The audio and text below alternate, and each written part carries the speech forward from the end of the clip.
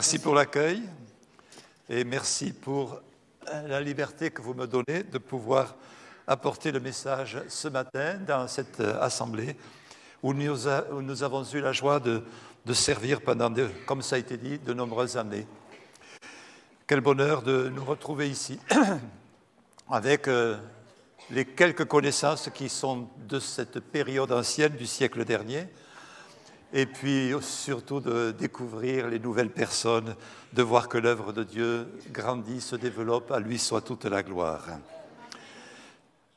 J'ai la joie de servir dans l'équipe pastorale, à distance parfois, mais je suis quand même vraiment de tout cœur avec l'équipe pastorale de l'Assemblée de Dieu de Créteil, connue sous le nom de Église MLK, Martin Luther King. Et donc, je vous apporte les salutations de toute l'équipe pastorale. Nous sommes heureux de servir ensemble le Seigneur. Parfois, on me dit, mais il y a beaucoup de pasteurs là-bas. Oui, c'est vrai, on est nombreux comme serviteurs dans cette assemblée, mais il y a aussi beaucoup de travail. Et samedi prochain, il y aura un service de baptême avec plus de 100 baptêmes.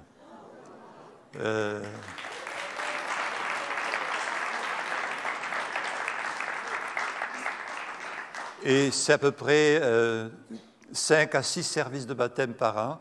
On dépassera les 500 baptisés cette année, comme l'an dernier d'ailleurs. Dieu est à l'œuvre dans cette grande région parisienne. Gloire à Dieu. On peut lui donner la gloire. C'est à lui que revient la gloire pour cette œuvre extraordinaire. Donc c'est une joie de servir. Et les années passent, mais on est toujours au service du Seigneur. Alors on est engagé, je suis engagé avec le Seigneur. Il y a quelques années, je me suis converti, j'avais 15 ans. Et j'en ai 80.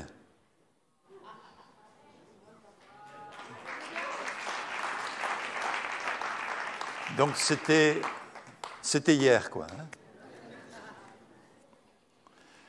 Et vous savez, je m'aperçois d'une chose, c'est que dans toutes ces années, parce que j'ai été baptisé en 1958. Et aujourd'hui, on est en 2023. Le temps a passé. Et beaucoup de choses ont changé aussi. Quand j'avais 15 ans, que je me suis converti, j'avais reçu Jésus dans ma vie, dans mon cœur, mais j'ai aussi reçu une perception de la foi qui était régie par des règles assez spéciales, des règles qui étaient toutes inspirées de la Bible.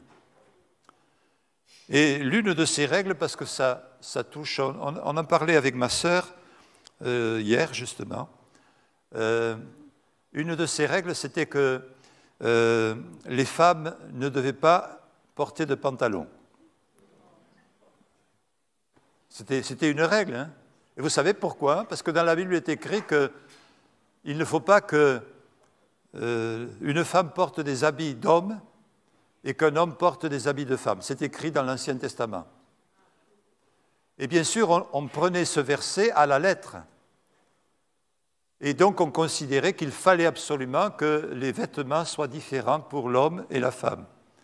Et une femme qui se mettait en pantalon était montrée comme étant opposée à la parole de Dieu. Et je me souviens que ma petite sœur, qui est maintenant à quelques années aussi, mais qui habite Pau, à l'époque, quand elle voulait mettre son premier pantalon, là, jeune fille, donc c'était un peu la mode parmi les jeunes de sa génération, je lui ai fait une scène, parce que je voulais qu'elle plaise à Dieu, et je lui ai dicté la manière d'être, de ne pas mettre de pantalon. Aujourd'hui, elle est en pantalon, je ne sais pas si elle est en pantalon, je n'ai pas regardé d'ailleurs. Non, elle est en jupe, c'est vrai. Mais qu'importe. Et pourquoi ça? Parce qu'on avait une perception de ce verset qui n'était pas bien comprise. En fait, ce que Dieu interdisait dans l'ancienne alliance, ce n'est pas d'avoir un pantalon ou pas de pantalon, mais ce que Dieu interdit, c'est le travestissement.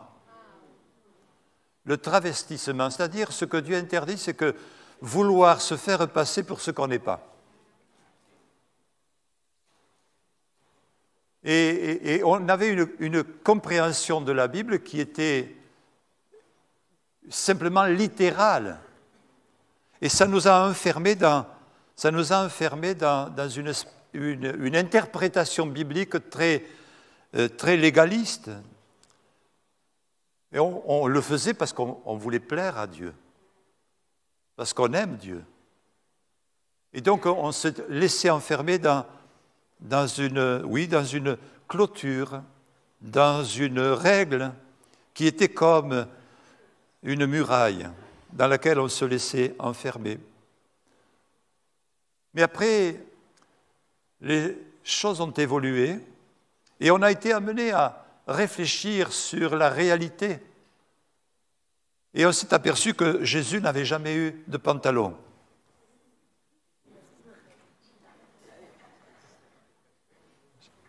Vous savez que Jésus n'avait pas de pantalon? Il avait une tunique. Oui, donc on s'est aperçu qu'on avait une interprétation de l'Écriture qui était liée à notre manière de comprendre, de se comporter, qui était dictée par la culture, qui était dictée par notre manière de vivre dans le milieu où nous étions. Je n'ai pas mis de cravate. Mais il était interdit à l'époque de prêcher sans la cravate.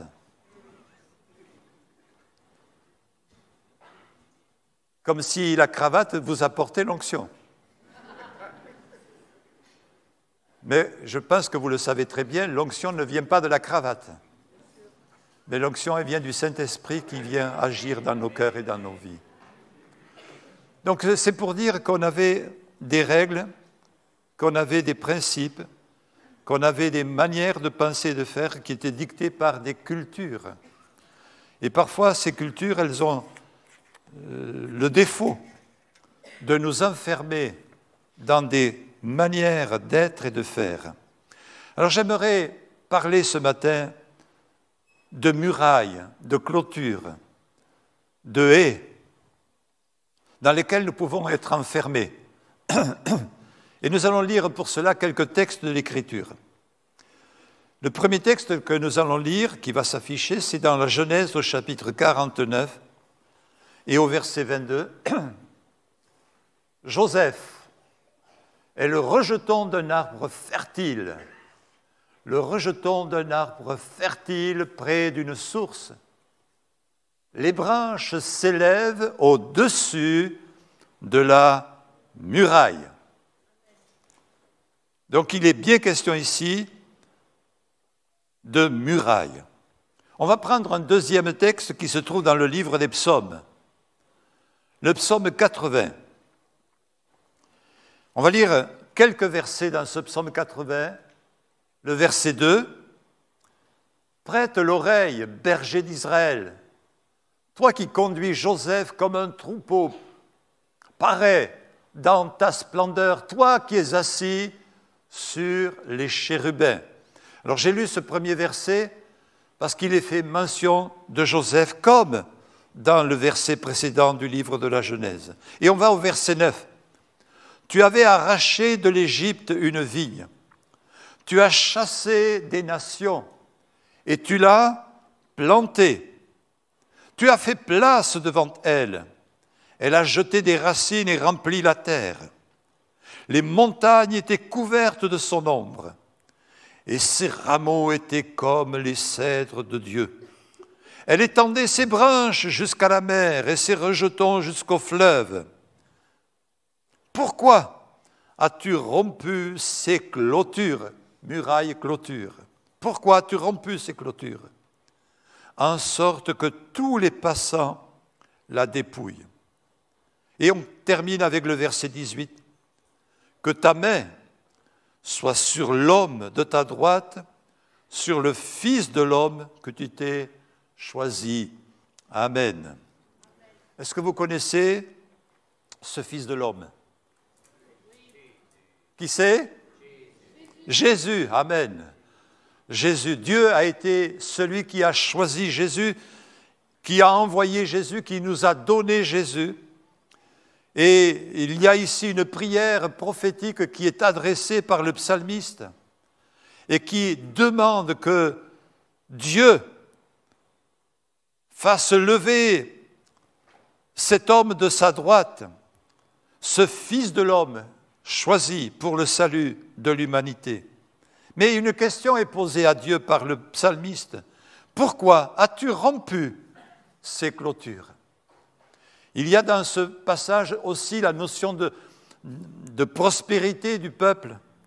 Il a étendu ses branches, il s'est développé, il a eu la croissance.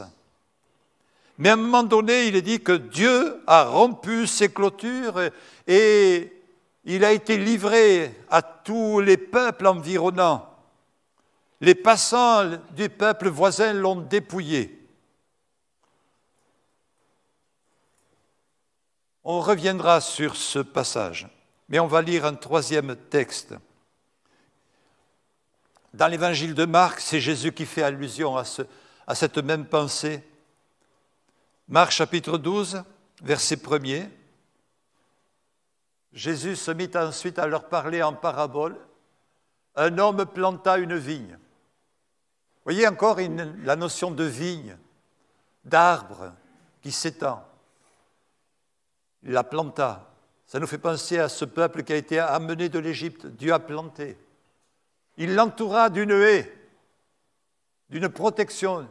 Il creusa un pressoir et bâtit une tour, puis il la ferma à des vignerons et quitta le pays. Encore une fois, il est question de ce peuple, de cette nation d'Israël, qui a été établie par Dieu et qui a été entourée d'une haie, une muraille, une clôture, une haie. Lorsque on regarde ceux qui ont étudié la Bible considèrent comme une image de cette haie, de cette clôture, c'est la loi que Dieu a donnée à Israël. Dieu a entouré son peuple d'une loi. Dieu a voulu que le peuple soit protégé par une loi. Et il a donné à son peuple une loi spécifique, particulière, unique. La loi qui a été donnée à Israël, la loi de Moïse.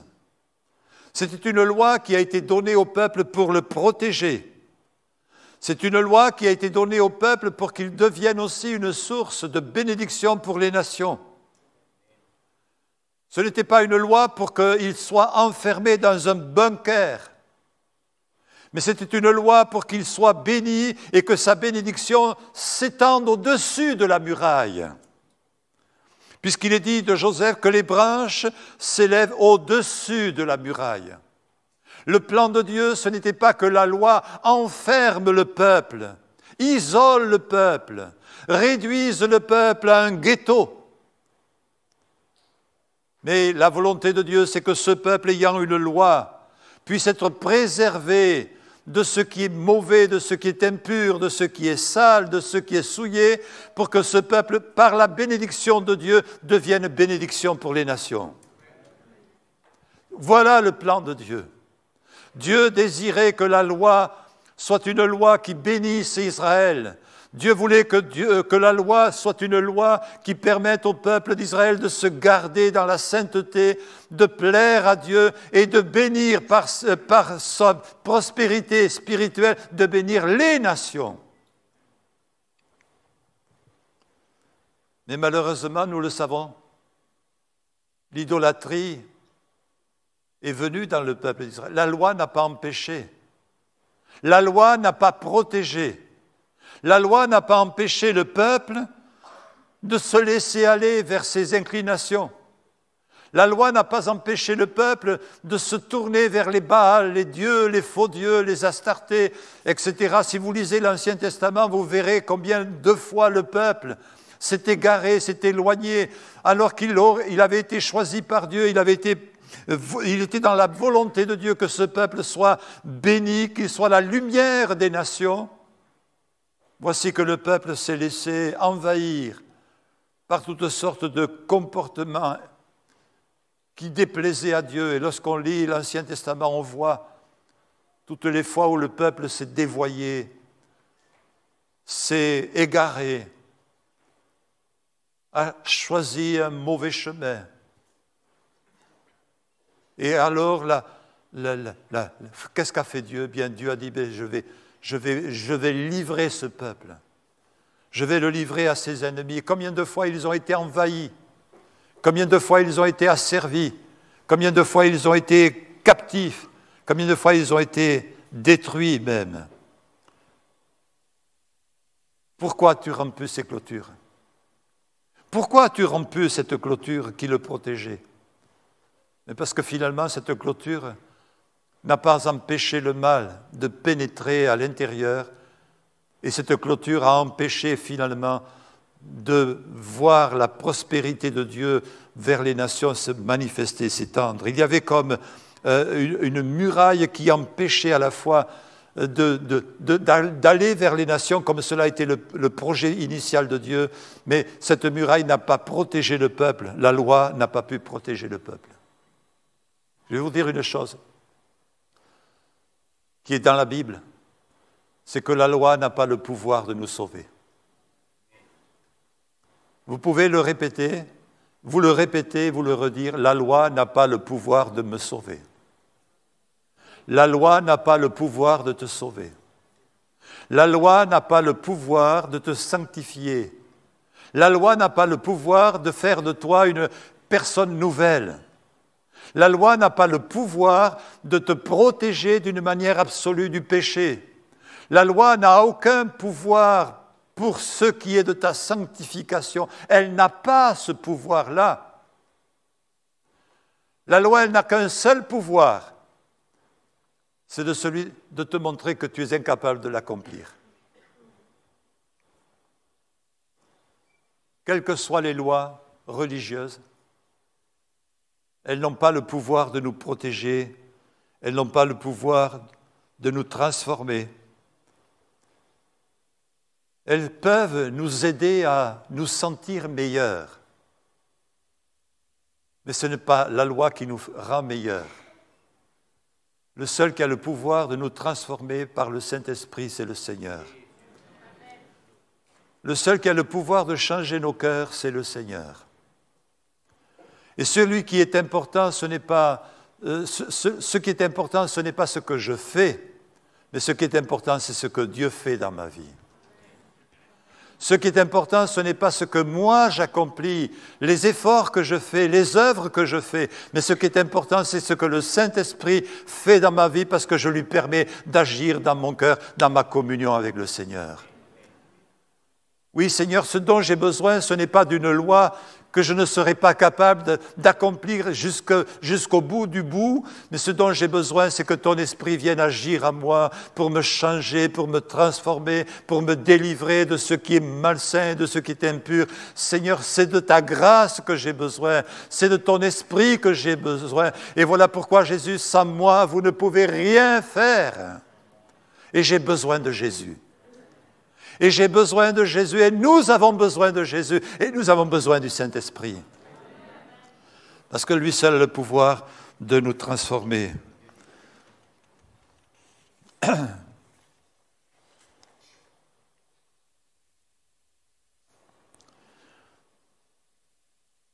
J'aimerais lire un texte qui se trouve dans l'Épître aux Éphésiens, qui nous parle un peu de cette réalité spirituelle. Chapitre 2. Verset 11, il est dit, c'est pourquoi vous, autrefois païens, ça nous concerne tous, je suis inclus là-dedans. païens dans la chair, appelés incirconcis, c'est-à-dire pour les Juifs, nous étions vraiment des incirconcis, par ceux, les Juifs, qu'on appelle circoncis, et qui le sont en la chair, par la main de l'homme. Nous savons que la circoncision est un signe distinctif du peuple juif. Souvenez-vous que vous étiez en ce temps-là sans Christ, privés du droit de cité en Israël, étrangers aux alliances de la promesse. La loi mettait un barrage entre vous et le peuple circoncis. Et vous étiez sans espérance et sans Dieu dans le monde. Mais maintenant, en Jésus-Christ, vous qui étiez éloignés, vous avez été rapprochés par le sang de Christ, car il est notre paix, lui qui des deux n'en a fait qu'un, et qui a renversé le mur de séparation. Oui, la loi, finalement, établissait un mur de séparation entre le peuple élu et le monde païen. Cette loi faisait une séparation qui finalement ne protégeait pas le peuple élu, mais qui en même temps nous empêchait d'accéder à la connaissance de Dieu. Mais Jésus est venu et il a renversé le mur de séparation, l'inimitié, ayant anéanti par sa chair la loi des ordonnances. La loi, il a détruit dans sa chair la loi des ordonnances, dans ses prescriptions, afin de créer en lui-même avec les deux un seul homme nouveau en établissant la paix et de les réconcilier l'un et l'autre en un seul corps avec Dieu par la croix, en détruisant par elle l'inimitié. Il est venu annoncer la paix à vous qui étiez loin et la paix à ceux qui étaient près. Car par lui, nous avons les uns et les autres accès auprès du Père, dans un même esprit. Amen. Ainsi donc, vous n'êtes plus des étrangers ni des gens du dehors, mais vous êtes concitoyens des saints, gens de la maison de Dieu. À Dieu soit toute la gloire. La loi avait établi un mur de séparation. Mais Jésus est venu, et dans sa chair, parce qu'il a donné sa vie, il a détruit dans sa chair la loi des ordonnances dans ses prescriptions. Et c'est vrai que la loi, elle a pour objet de nous révéler ce qui est sain de ce qui ne l'est pas, ce qui est mauvais de ce qui est bon. Et c'est vrai que dans la loi, il y a beaucoup de prescriptions, mais nous ne pouvions pas l'accomplir, les Juifs ne pouvaient pas l'accomplir, personne ne pouvait l'accomplir, la loi. Mais Jésus est venu, il a détruit la loi pour nous révéler quelque chose de nouveau. C'est que par la grâce de Dieu, nous sommes sauvés. Ce n'est pas par les œuvres que nous sommes sauvés. Ce n'est pas par ce que je fais que je suis sauvé, mais c'est par la grâce de Dieu que nous sommes sauvés. Et cela ne vient pas de nous, mais c'est le don de Dieu en Jésus-Christ.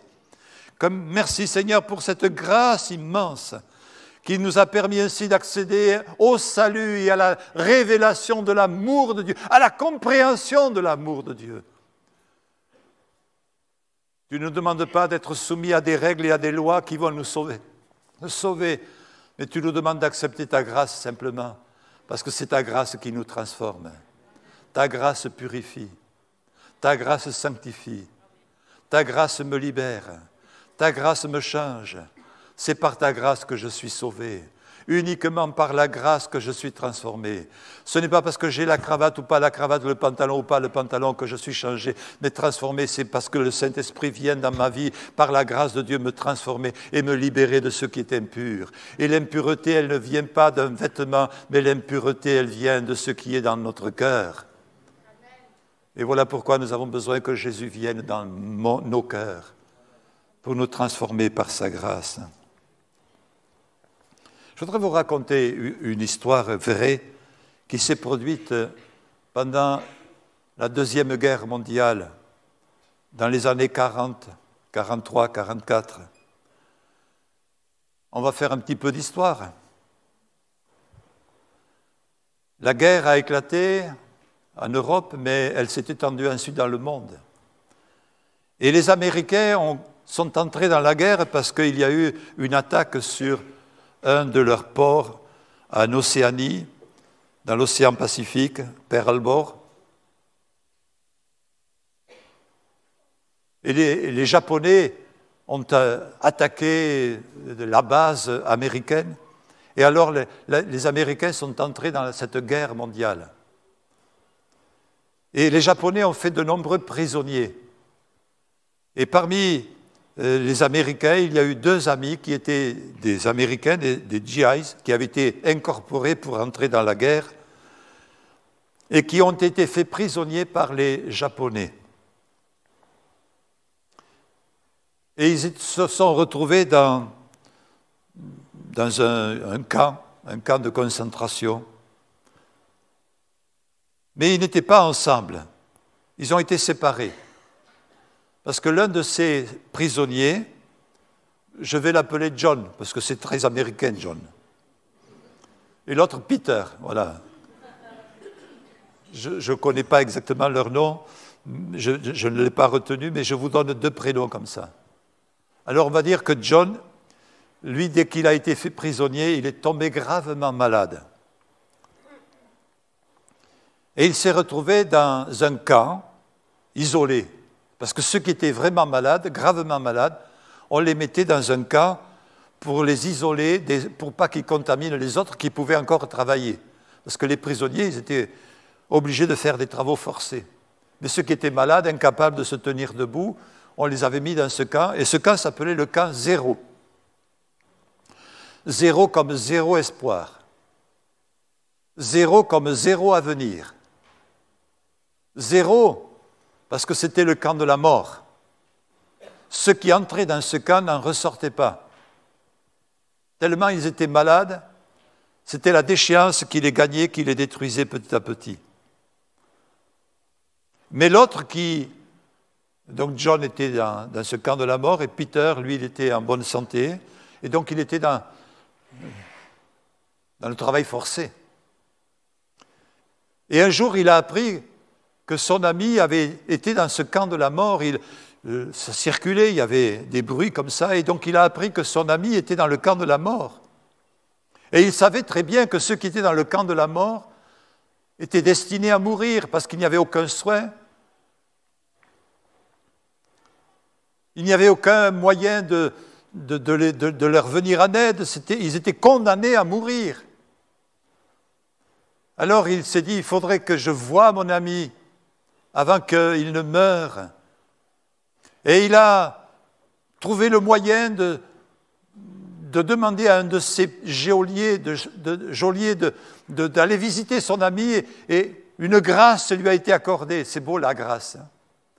Une grâce lui a été accordée, celle de pouvoir aller visiter son ami John. Et quand il est arrivé dans ce lieu où il n'y avait que des moribonds, des gens qui étaient par terre, maigres, squelettiques, livides, il ne reconnaissait pas son ami. Alors il n'avait qu'un seul moyen, c'est de dire « John, John, je suis Peter !» Et il y a un gars qui a commencé à bouger quand il a entendu ce bruit. C'était John. Il a à peine remué la main comme ça. Et Peter s'est approché de son ami John. Il a pleuré en le voyant, tellement sale, tellement malade. Il n'a presque plus la force de parler. Alors Peter s'est approché de son ami John. Il n'avait pas beaucoup de temps, mais il avait avec lui une alliance. Oh, il avait avec lui un petit anneau, une alliance. C'est une alliance qu'on leur avait remise quand ils avaient passé leur diplôme. Ils avaient été reçus, ils avaient reçu une alliance. C'était le symbole de leur succès. Alors Peter a enlevé son alliance. C'est tout ce qui lui restait. Et il a dit, écoute, John, je voudrais que tu prennes cette alliance, parce que John ne l'avait plus, il n'avait pas avec lui. Et John a pris son alliance. Et Peter est reparti. Et une fois que John avait cette alliance, qui était en or, il s'est dit, qu'est-ce que je fais avec ça? Je vais mourir. Alors il a appelé un de ses gardiens, et il a dit à ce gardien, j'ai une alliance en or, là, je voudrais te la donner, parce que je vais bientôt mourir. Et le gardien japonais, quand il a pris son alliance, a été tellement touché aussi de voir ce moribond qui lui faisait un tel cadeau, que le lendemain, lorsqu'il est venu garder les moribonds qui étaient là, les prisonniers, il avait dans sa poche une boîte d'antibiotiques. Et il a laissé une boîte d'antibiotiques à ce brave John. Et John a pu prendre une pilule, 2 dans la journée, 3. Quelques jours après, ce même geôlier est venu et il a apporté une boîte de nivaquine, de quinine, pour les antipaludéens. Si vous avez été en Afrique, vous savez de quoi je parle. Et il a pu prendre ce produit-là, ça lui a permis de surmonter son palu. Et chaque jour, il lui apportait un petit quelque chose.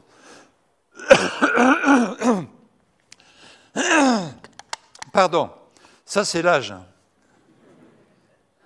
Merci pour votre patience et votre compréhension. Vous verrez quand vous aurez mon âge.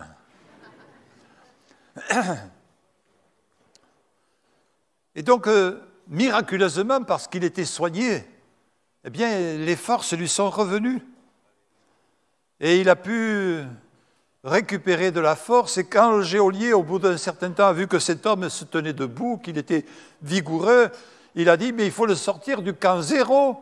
Et il l'a mis dans le camp du travail. Il a pu retrouver son ami, bien sûr, mais ce qui est important, c'est qu'il a pu sortir de ce camp de la mort pour entrer dans le camp où il travaillait. Et quand la libération est arrivée, il a été libéré. C'est le seul prisonnier américain qui était dans le camp de la mort, qui est revenu de la guerre lorsqu'il y a eu la libération.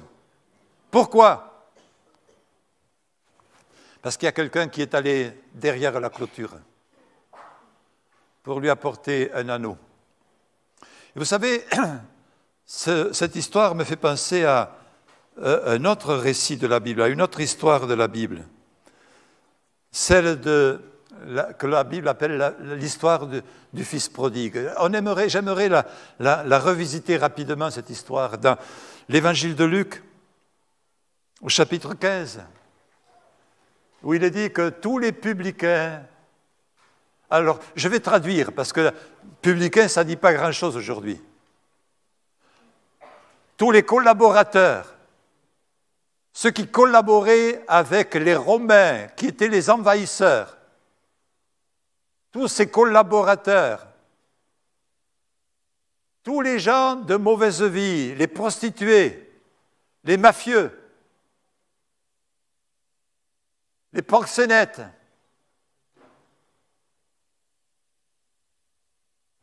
les collaborateurs, les proxénètes, les prostituées s'approchaient de Jésus pour l'entendre. Ça fait réagir, là, ça. Hein? Alors, les religieux, pharisiens, ce n'est pas les parisiens, hein? C'était les religieux, des religieux stricts qui avaient vraiment des principes.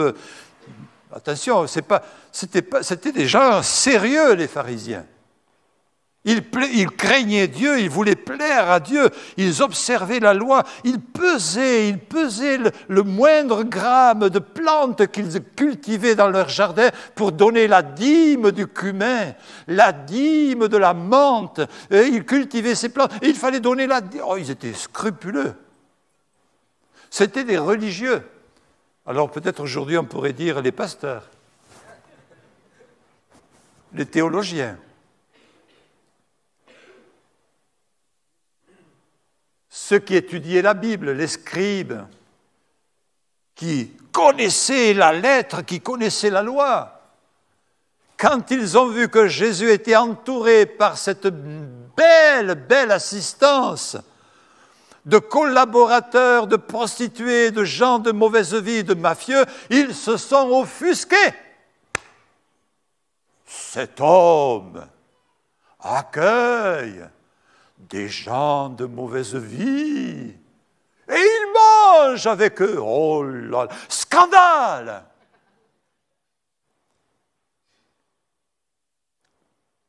Oui, mais Jésus va leur raconter une histoire. Et parmi les 3 histoires qu'il a racontées, je vais laisser les 2 premières, elles sont intéressantes, mais je veux m'attarder sur la dernière parce que c'est là que l'on trouve l'anneau. Il dit encore à ces pharisiens qui le jugeaient, qui le critiquaient, ce religieux, un homme avait 2 fils. Le plus jeune dit à son père, « Mon père, donne-moi la part de bien qui doit me revenir. » Et le père, il est brave, hein, leur partagea son bien. Peu de jours après, le plus jeune fils, ayant tout ramassé, partit dans un pays éloigné, il dissipa son bien en vivant dans la débauche. Lorsqu'il eut tout dépensé, une grande famine survint dans ce pays et il commença à se trouver dans le besoin. Il alla se mettre au service d'un des habitants du pays qu'il envoya dans ses champs garder les pourceaux. Il aurait bien voulu se rassasier des carouges que mangeaient les pourceaux, mais personne ne lui en donnait. Étant rentré en lui-même, il se dit combien de mercenaires chez mon père, d'esclaves, de serviteurs, d'hommes qui travaillent pour mon père, des gens qui sont des fermiers, des gens qui travaillent pour mon père, des esclaves même, ont du pain en abondance. Et moi ici, je meurs de faim.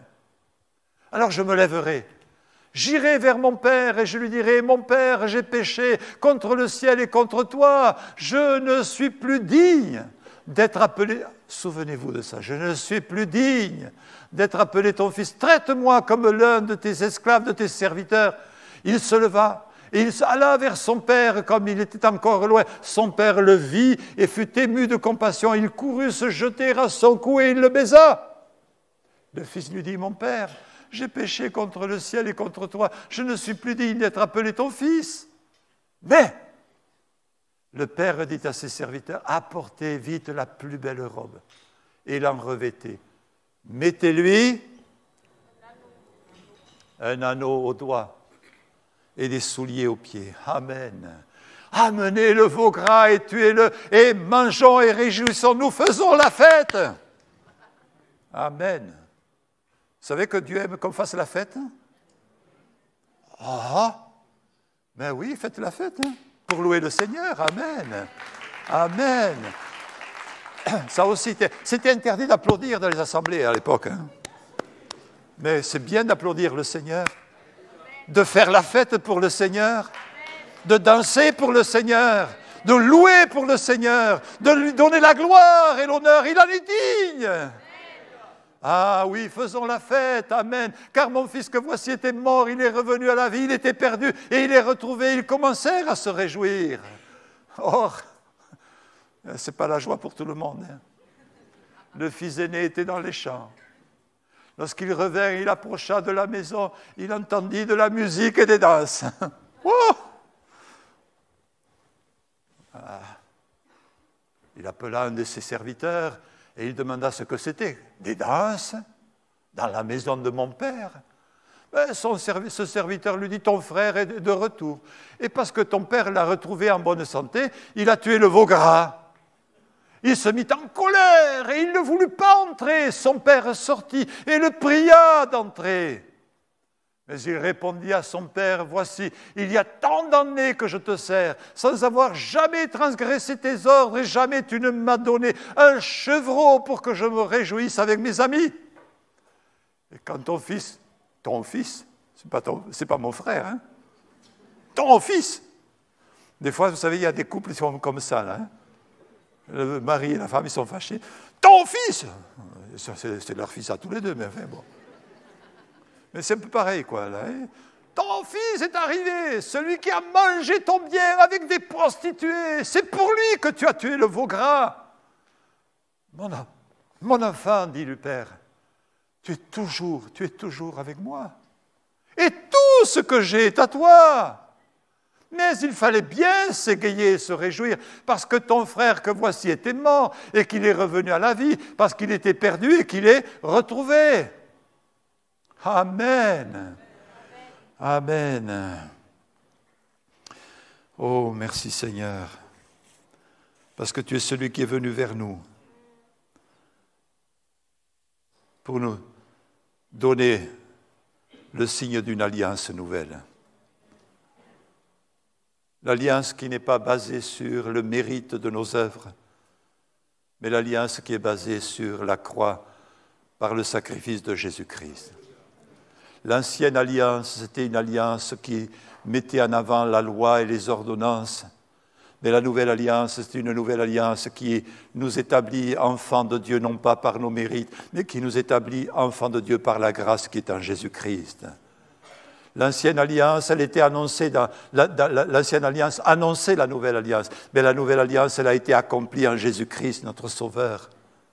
Et ce n'est pas par nos œuvres que nous sommes sauvés, mais c'est uniquement par la grâce. Et j'aime bien cette parabole, pourquoi? Parce que dans cette parabole, on voit que les deux fils sont tous les deux prisonniers de la loi. Les deux fils sont enfermés dans la vision du monde qui est dictée par la loi. Parce que le premier, le jeune fils, celui qui a débauché, qui est parti, qui a fait le mal, lorsqu'il revient vers son père, il est dans la vision de la loi, il dit « je ne mérite pas ».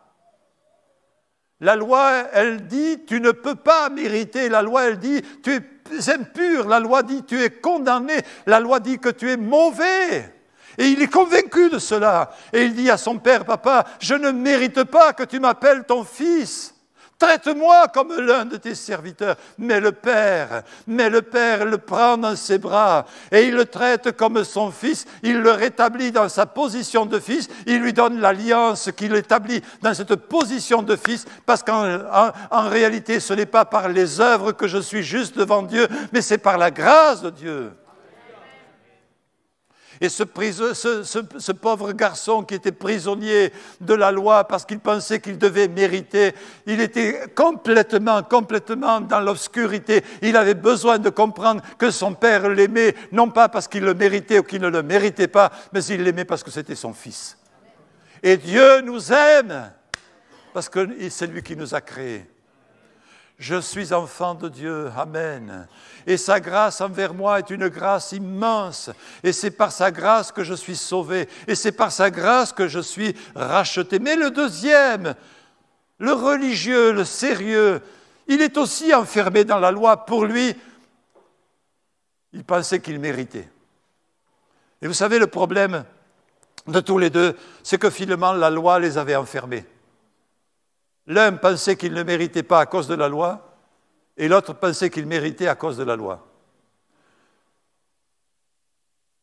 Et ce n'est pas parce que tu fais, ce n'est pas parce que tu t'habilles d'une certaine manière, ce n'est pas parce que tu as une certaine manière de vivre certaines choses, d'accomplir certaines choses, ce n'est pas parce que tu respectes des principes religieux quels qu'ils soient, que tu mérites la faveur de Dieu. Nous ne mériterons jamais rien. Nous n'avons rien à mériter. Et ce n'est pas parce que tu fais de bonnes œuvres, ce n'est pas parce que tu jeûnes, ce n'est pas parce que tu pries, ce n'est pas parce que tu donnes, ce n'est pas parce que tu accomplis de grandes œuvres que tu mérites la faveur de Dieu. Mais la faveur de Dieu, elle est imméritée. Et si j'accomplis la loi de Dieu, ce n'est pas parce que je cherche à mériter quoi que ce soit. mais c'est parce que sa grâce me permet, avec sa force et son esprit, de vivre selon ce qui plaît au cœur de Dieu.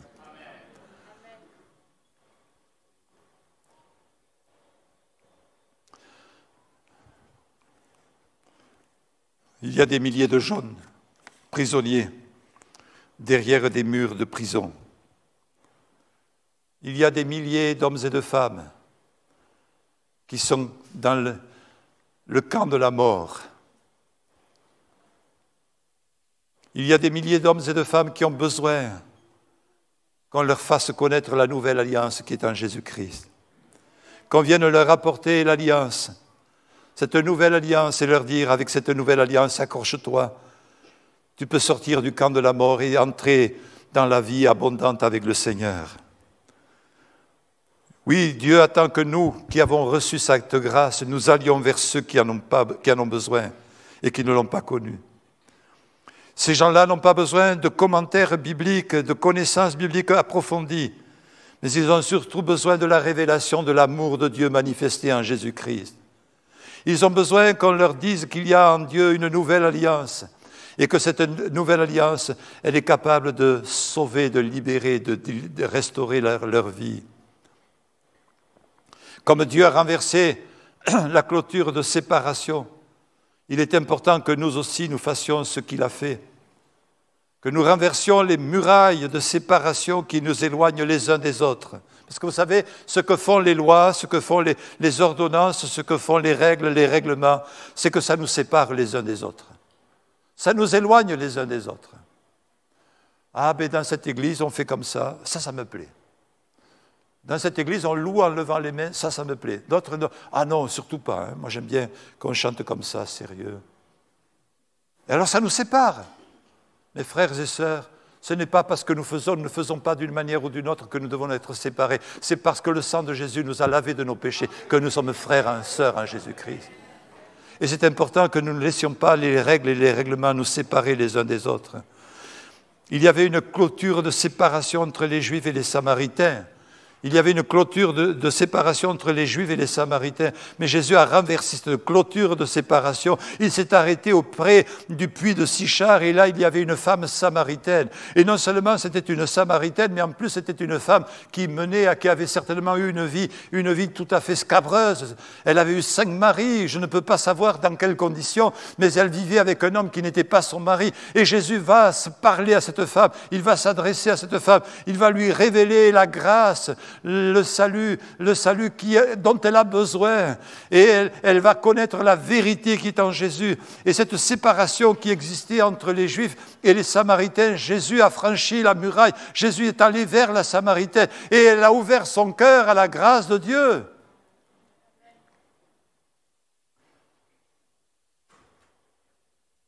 Les Samaritains. Jésus a renversé la muraille. Mais il n'y a pas que Jésus, il y a aussi Philippe. Il est allé auprès de Samarie, apporter l'anneau de la nouvelle alliance aux Samaritains, qui se convertirent en grand nombre. Tout comme Jésus et Philippe ont renversé la clôture culturelle qui empêchait d'aller vers les Samaritains. Philippe a pu amener le réveil et le salut en leur apportant l'anneau de la nouvelle alliance.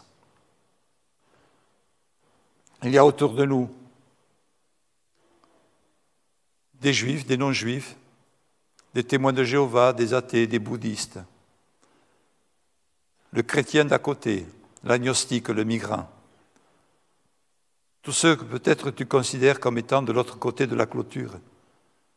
Ne laisse pas tes préjugés te séparer d'eux. Approche-toi d'eux comme Jésus s'est approché des publicains et des gens de mauvaise vie.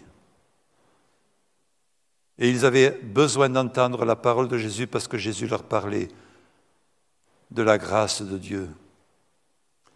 Les religieux les jugeaient, les religieux les condamnaient, les rejetaient, mais Jésus les attirait. Merci Seigneur parce que tu nous attires à toi par des cordages d'amour. On va prendre le temps de nous recueillir et de prier. Ce serait bien qu'on ait un peu d'accompagnement avec la musique. On va prendre le temps de se tenir devant Dieu. Peut-être que la muraille de la religion t'a enfermé dans une posture comme dans une autre. Peut-être que tu es comme le fils prodigue et que tu dis « je ne mérite pas ». Parce que la loi, pour toi, elle est une clôture, une barrière qui t'empêche d'accéder à cette révélation, c'est que tu es aimé de Dieu, le Père. Peut-être que tu es comme le fils aîné, la loi aussi est une clôture dans laquelle tu t'es laissé enfermer pensant que c'est par tes mérites que tu pourrais recevoir la grâce de Dieu. Peut-être que c'est ce que tu perçois dans ton esprit, dans ton cœur.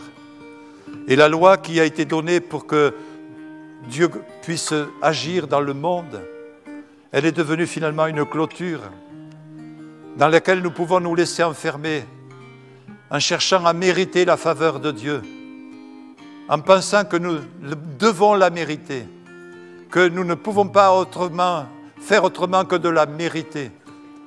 La grâce de Dieu nous est offerte au travers du sacrifice de Jésus. Peut-être que tu t'es laissé enfermer dans des attitudes et dans des comportements religieux. Et tu considères ces choses très importantes. C'est comme une clôture que tu as établie autour de toi. Tu te sens peut-être en sécurité en observant des règles et des principes. Mais ta seule sécurité ne se trouve pas dans des règles et dans des principes.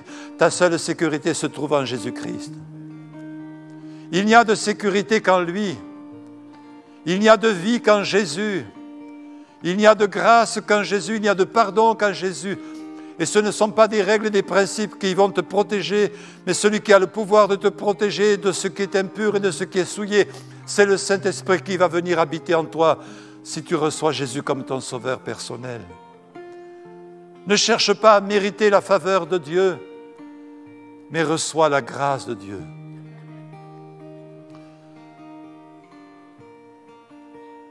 Pendant que nous sommes dans ce temps de recueillement,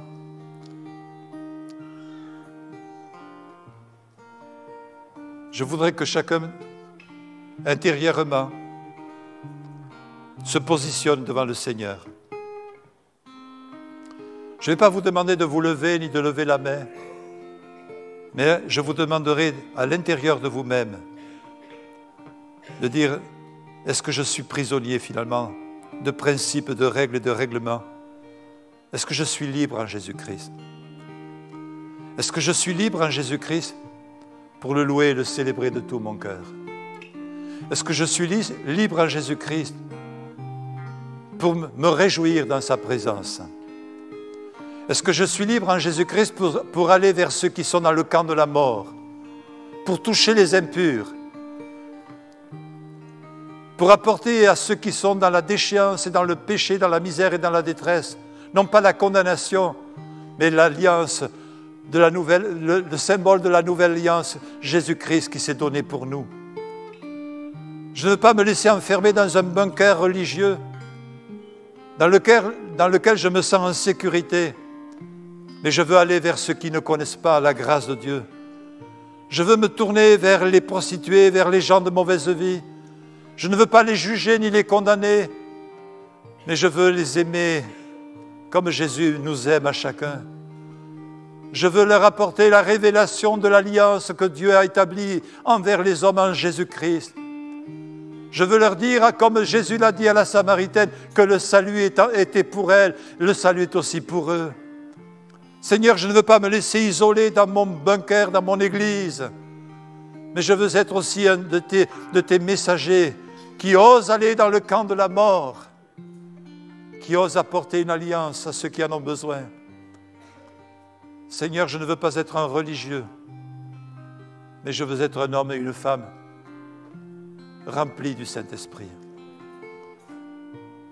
Si c'est votre prière, je sais que Dieu l'exauce ce matin. Merci Seigneur, tu bénis mes frères et sœurs. Tu leur permets de saisir cette vie abondante qu'il y a en toi et que nous sortions de nos clôtures et de nos ais, celles que toi tu as renversées. Si tu l'as renversée, ce n'est pas pour que nous la reconstruisions, mais c'est pour que nous puissions vivre dans la liberté glorieuse des enfants de Dieu en Jésus-Christ. Amen. Amen. Merci Seigneur.